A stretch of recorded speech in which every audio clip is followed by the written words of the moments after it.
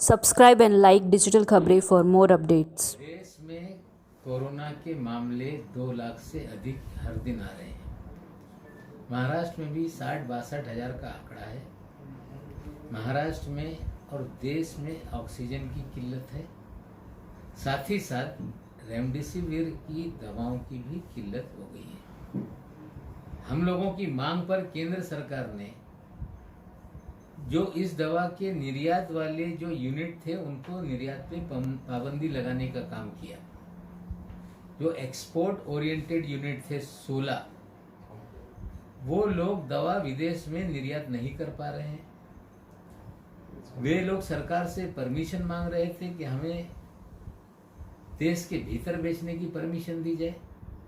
सरकार कह रही थी कि 7 कंपनियों को दे दें आप, वो 7 कंपनियां लेने के लिए तैयार नहीं थी। और महाराष्ट्र सरकार की जानकारी मिलने के बाद महाराष्ट्र सरकार ने कहा कि सरकार सीधे आपसे लेना चाहती है। जैसे ही ये जानकारी उन लोगों ने केंद्र की सरकार को दिया, केंद्र की सरकार ने कहा कि आप महाराष्ट्र सरकार को सीधे देंगे तो आप पे कार्रवाई होगी। हमें लगता है ये रवैया घातक है। देश में लोग दवा बिना मर रहे हैं। 20 लाख इंजेक्शन एक्सपोर्ट नहीं हो सकते, कोई पॉलिसी सरकार नहीं बना पा रही है। महाराष्ट्र सरकार खरीदना चाहती है तो बेचने वालों को रोका जा रहा है। हमें लगता है ये कौन सा रवैया केंद्र की सरकार अपना रही है? क्या ये भेदभाव का रवैया है? क्या महाराष्ट्र में रहने वाले भारत में है कि नहीं, ये केंद्र की सरकार को बताना पड़ेगा। अगर केंद्र सरकार ने इसी तरह का दूजा भाव का रवैया अपनाया तो हमें लगता है कि महाराष्ट्र की और देश की जनता देख रही है। हमारे पास और कोई दूसरा चारा नहीं। हमने हमारे जो फूड एंड ड्रग एडमिनिस्ट्रेशन के मंत्री हैं उनसे चर्चा की है। उन्हें कहा है कि कहाँ कहाँ ये स्टॉक है जानकारी लीजिए और सारा मामला सीज करके लोगों में तकसीम कीजिए।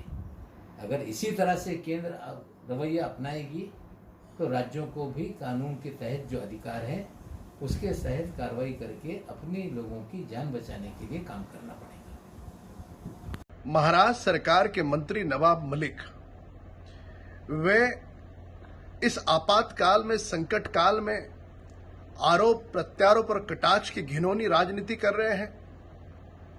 उन्होंने कहा कि रेमडेसिविर इंजेक्शंस के बारे में जिस प्रकार के घिनौने आरोप उन्होंने केंद्र सरकार पर लगाए हैं, क्या उसके तर्क है? क्या उसका आधार है? खुद की विफलता छुपाने के लिए सारे झुठलाने वाले आरोप। इस प्रकार के आरोप करके महाराष्ट्र सरकार की विफलता छुप नहीं सकती। आपके पास पूरा 1 वर्ष था। आपने ना अस्पतालों का निर्माण किया, ना बेड की व्यवस्था की, ना जो आवश्यक दवाइयां हैं उसके लिए कुछ सुविधा आपने मुहैया कराई, कुछ नहीं किया। वाजे जैसे लोगों को पकड़ के वसूली ये खेल आप खेल रहे थे।